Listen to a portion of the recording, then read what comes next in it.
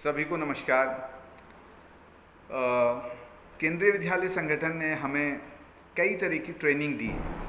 उसमें एक training food and nutrition से रिलेटेड हमने की थी और मुझे लगा कि सभी पेरेंट्स, अभिभावक, टीचर्स और सभी जागरूक नागरिकों तक ये बात पहुंचाई जानी चाहिए कि बच्चों का खाना जो है वो उसकी स्टडी को कहीं ना कहीं इफ़ेक्ट करता है, उसके डेली रूटीन को कहीं ना कहीं इफ़ेक्ट करता है। इसलिए हमें जब भी खाना खाना हो तो किस तरीके से खाना चाहिए, कितना खाना चाहिए, किस तरह से उसको रखना चाहिए और किस तरीके से किन किन चीज़ों का इस्तेमाल करना चाहिए और किन का नहीं करना चाहिए, इस बारे में बात करना चाहूँगा।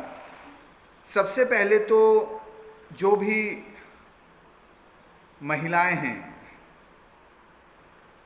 अगर वो अच्छा खाना खाती हैं और अच्छा न्यूट्रिटिव खाना खाती हैं तो जो बच्चे हैं वो भी कहीं ना कहीं उसका इफ़ेक्ट अपने बच्चों पर भी होता है।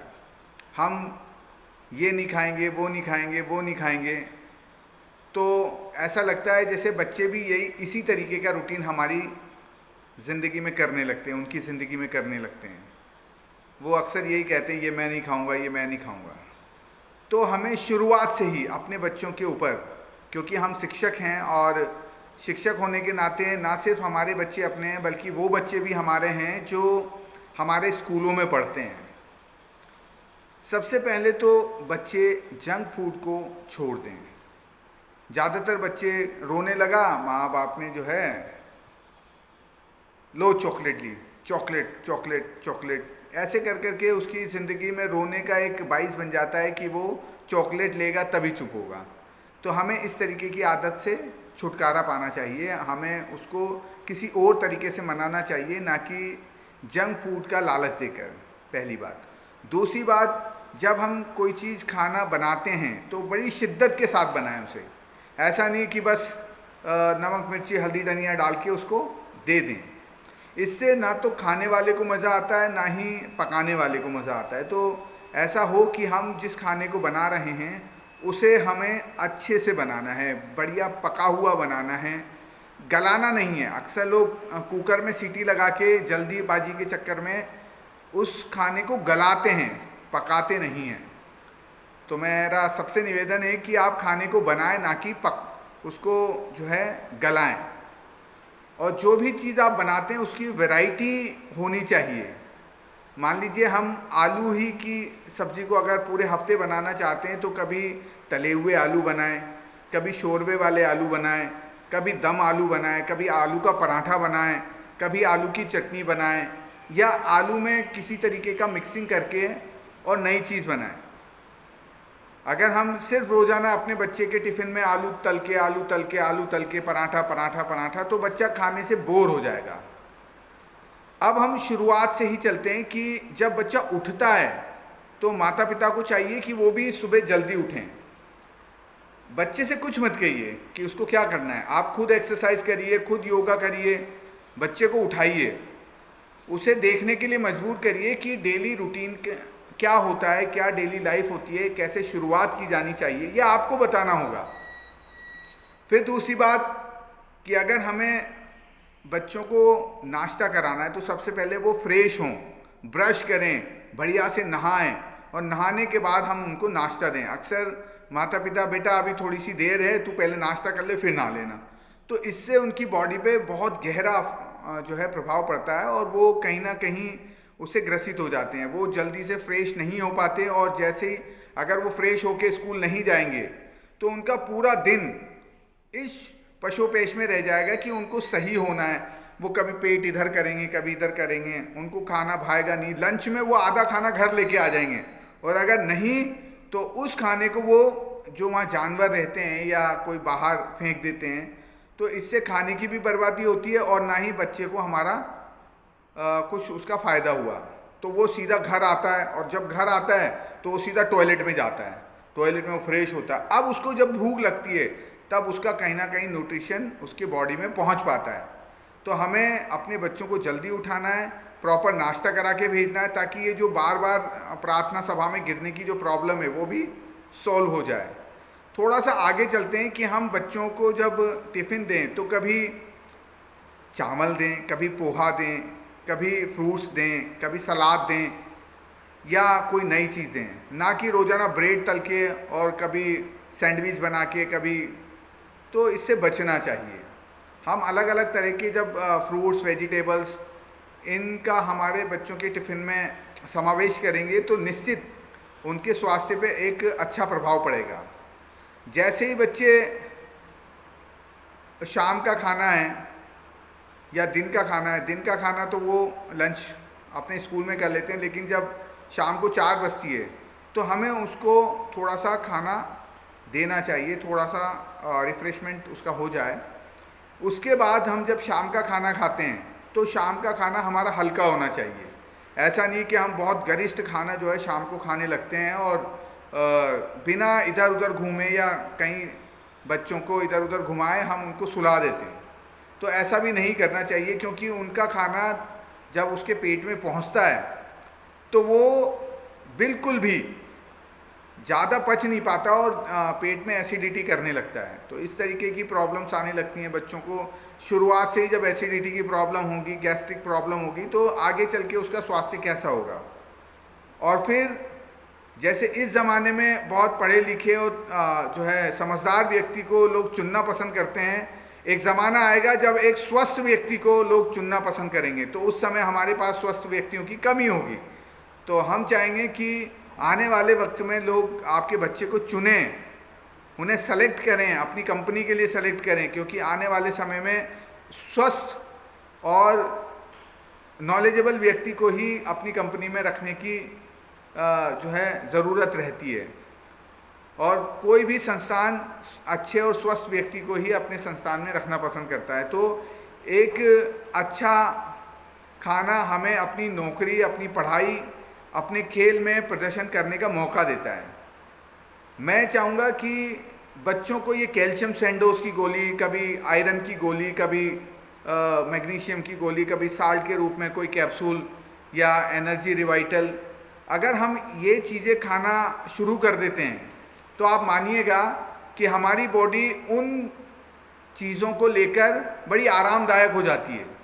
आरामदायक इसलिए हो जाती है, उसको कुछ काम ही नहीं करना पड़ता, सीधा बना बनाया रेडीमेड खाना उसको मिल गया है, रेडीमेड न्यूट्रिशन उसको मिल गया है, तो वो क्यों फूड में से जो है उस न्यूट्रिशन को निकालने की कोशिश करेगी।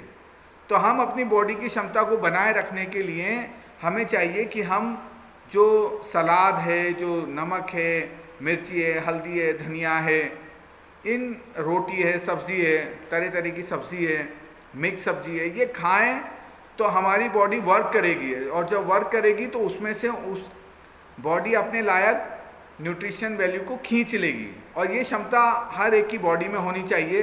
अगर हम रेडीमेड कैप्सूल और कैल्शियम सैंडोज और ये सब चीज़ें अगर खाते रहे तो हमारी बॉडी की ऑब्ज़र्व करने की क्षमता ख़त्म हो जाएगी। दूसरी चीज़ कि बच्चे एक्सरसाइज करें, खेलने जाएं, लोगों के साथ कोऑपरेट करें, टीम स्पिरिट के साथ काम करें, एक दूसरे में एस्थेटिक सेंस हो। तो इससे क्या होगा कि हमारे जो हार्मोन्स हैं, सेक्रीशन ऑफ हार्मोन सही तरीके से बैलेंस वे में चलते जाएंगे और हमें ज़्यादा मेहनत करने की किसी काम में ज़रूरत नहीं पड़ेगी, बीमारी का पैसा भी कम लगेगा। लेकिन अक्सर क्या होता है, ड्रिंक पी लिया, कौन सा जो आप कोल्ड ड्रिंक कहते हैं जिसे, और कई बच्चे जो है अपने पेरेंट्स की आदतों को आत्मसात करने लगते हैं, अपने साथ अपनाने लगते हैं। इससे हमें बचना चाहिए। तो मैं तो यही कहना चाहूँगा कि इन सब बातों का ध्यान रखते हुए अगर हम अपने बच्चे के ऊपर ध्यान देंगे तो निश्चित हमारा बच्चा स्वस्थ होगा, खेलने में भी अच्छा होगा, पढ़ने में भी अच्छा होगा और उसकी जो डेली लाइफ है वो भी अच्छी रहेगी, खूबसूरत लगेगा, एकदम तंदुरुस्त लगेगा। तो कौन नहीं चाहता कि अपना बच्चा ऐसा हो। मैं तो ये कहूँगा कि जब आप रोटी भी बनाते हैं तो उसमें आराम से कोई नया चावल का आटा मिला लिया, किसी में जो है चने का थोड़ा सा आटा मिला लिया, एक मल्टीग्रेन आटे की रोटी अगर आप बना के देंगे तो उसके पाचन शक्ति और ये सब अच्छे रहेंगे। बच्चों को फ्रूट्स खाने के लिए मोटिवेट करिए, हरी सब्जियां खाने के लिए मोटिवेट करिए। कभी कभी हो सकता है बाहर खाने चले जाएं, तो बाहर हमें कम खाना चाहिए, ना कि, क्योंकि वो अनहाइजेनिक जैसा होता है, कमर्शियल होता है, तो अनहाइजेनिक होना मुमकिन है। और हमारा जो घर का पका हुआ खाना है, जो हमने बड़ी मेहनत और शिद्दत के साथ बनाया है, अगर हम अपने बच्चों को वो चीज़ खिलाएंगे तो बहुत ही अच्छा होगा। यूट्यूब पे जो भी बनाया हुआ देखा वैसे हमने बच्चों को दे दिया। देखिए, यूट्यूबर्स या दूसरे जो लोग होते हैं, वो एक मैनेज्ड चीज़ें होती है, हम वैसा बना नहीं पाते, और हम सीख जाते हैं, एक अलग बात है, लेकिन हम वैसा बना नहीं पाते। तो हम चाहेंगे कि हमारी अगली वार्ता, मैं चाहूँगा कि हमारे एक साथी हैं जिन्होंने शुगर के ऊपर फूड एंड न्यूट्रिशन में केंद्रीय विद्यालय संगठन की तरफ से एक ट्रेनिंग की थी, वो ट्रेनिंग आपके सामने वो बताएंगे।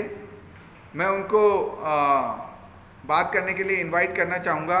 सर, आपका वेलकम है कि आप यहाँ आए और हमारे दर्शकों को शुगर के बारे में कुछ जानकारी दें, ताकि स्कूल आने वाले बच्चों को शुगर की जानकारी मिल सके।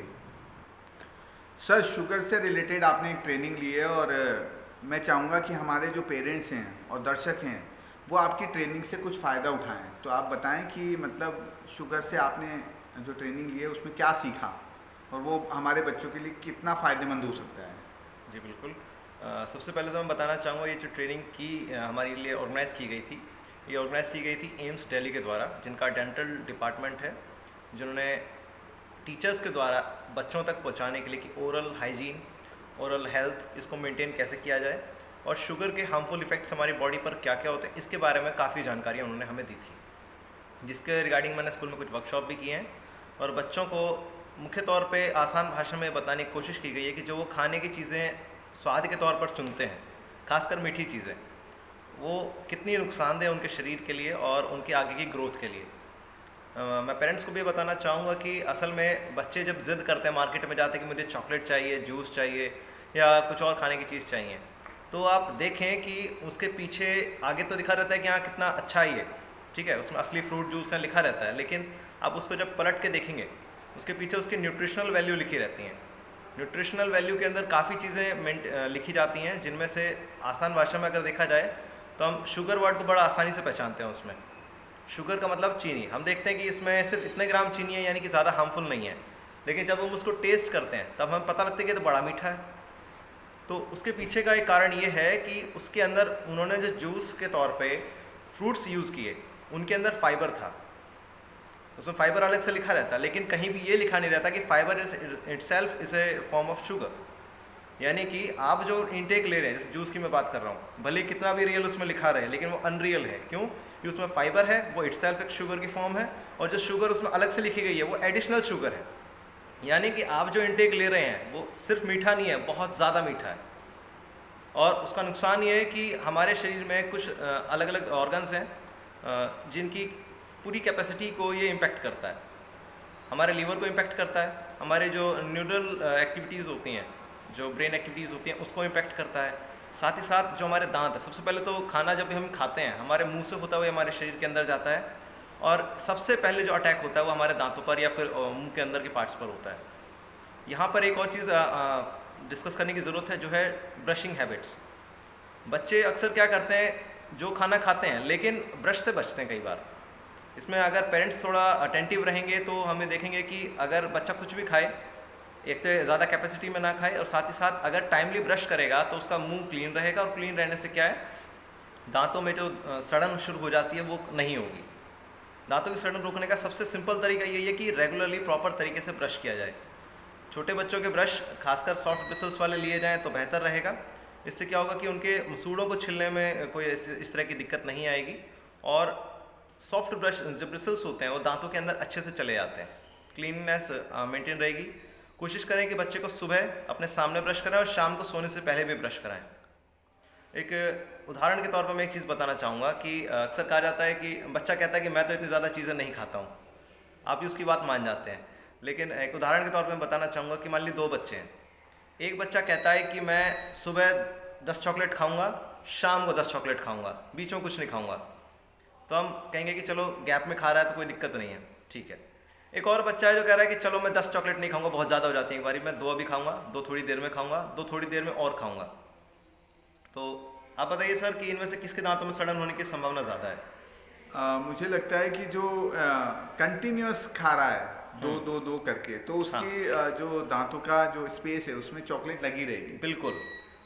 यही कारण है सर कि ये उदाहरण मैंने इसीलिए दिया क्योंकि बच्चों को ये समझाना चाहिए कि लगातार ना खाएं, गैप ज़रूरी है। और हर बार जब भी आप कोई भी चीज़ खाएं, ना सिर्फ चॉकलेट या मीठी की बात कर रहा हूँ, कोई भी खाने की चीज़ जब आप खाते हैं उसके तुरंत बाद, जैसे स्कूल में तो ब्रश करना पॉसिबल नहीं है, लेकिन घर में जाएं या घर में खा रहे हैं तो ब्रश रेगुलरली करें। स्कूल में भी खाना खाने के बाद जो कुल्ला करना होता है उसको रेगुलरली करेंगे तो आपका मुंह क्लीन रहेगा और दांतों में सड़न नहीं होगी।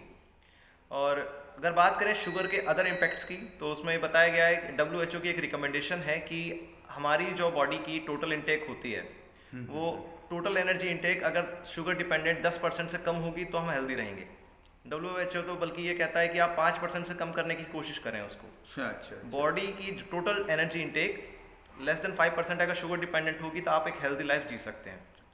आप ओवरवेट नहीं होंगे, ओबेसिटी नहीं बढ़ेगी, और जो हमारे फंक्शंस है ऑर्गन्स के, लीवर हो गया या फिर ब्लड हो गया, ब्लड का जो फ्लो है वो उसमें कोई रुकावट किस तरह की नहीं आएगी। बिल्कुल, आपकी बातें सुन के मुझे ऐसा लगा कि ये जब बातें हमारे पेरेंट्स तक, अपने अभिभावकों तक और टीचर्स तक और उनके बच्चों तक पहुंचेगी तो निश्चित इसका कोई ना कोई फ़ायदा ज़रूर होगा।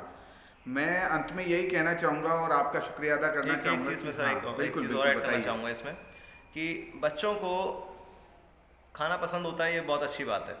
फ्रूट्स अगर हो सके तो उनको ज़्यादा से ज़्यादा दिए जाएँ। अच्छा। फ्रूट्स का ये फ़ायदा है कि देखिए, आप जूस की उसको एक पाउच खरीद कर दे देते हैं, वो फुल ऑफ प्रिजर्वेटिव है। प्रिजर्वेटिव के अलग नुकसान है, उसके अंदर एडिशनल शुगर है, हर तरह से वो नुकसानदेह चीज़ है। आपको लग रहा है कि आपने एक अच्छी चीज़ बच्चे को दी है, लेकिन वो अच्छी नहीं, नुकसानदेह चीज़ आपने खरीद के दी है। बिल्कुल। तो बच्चे को अगर देना है तो आप उसे हेल्दी फूड हैबिट्स उसके अंदर जनरेट करें। कोशिश करें कि उसको असली वाले फ्रूट परचेस करके दिए जाएं। बच्चा उसको दांतों से खाएगा तो उसके दांतों में मजबूती आएगी, और फाइबर जो बॉडी में जाएगा वो डाइजेस्टिव सिस्टम को स्ट्रॉन्ग करेगा, और साथ ही साथ जो न्यूट्रिशनल वैल्यूज़ उसके अंदर ओरिजिनली हैं एक असली फ्रूट के अंदर, वो आर्टिफिशियल चीज़ों में बिल्कुल नहीं मिलेगी। तो आप हेल्दी फूड हैबिट्स बच्चों में जनरेट करें, उनके अंदर ब्रशिंग हैबिट्स को डेवलप करें। डेंटल हाइजीनिटी जितनी ज़्यादा होगी उतना ज़्यादा बेहतर आपके बच्चे का स्वास्थ्य आगे रहेगा। मतलब हम कुल मिला के ये समझ लें कि हमारी इस चर्चा में 5 चीज़ें निकल के आई हैं कि हम एक अच्छा जो है न्यूट्रिटिव खाना खाएं, चबा चबा के खाएं, थोड़ी एक्सरसाइज करें, शुगर का लेवल जो हमारे खाने का मात्रा है उसको धीरे धीरे कम करें, और ज़्यादा से ज़्यादा बच्चों में जो है फ्रूट्स खाने और वेजिटेबल्स खाने की आदतों को प्रमोट करें। और अगर हम सब मिलके प्रयास करेंगे तो हम एक स्वस्थ भारत का निर्माण कर सकते हैं, मेरा ऐसा मानना है। जी बिल्कुल। बहुत बहुत धन्यवाद महेश तोमर सर, और आप आज हमारी इस चर्चा में शामिल हुए, बहुत बहुत शुक्रिया। धन्यवाद सर।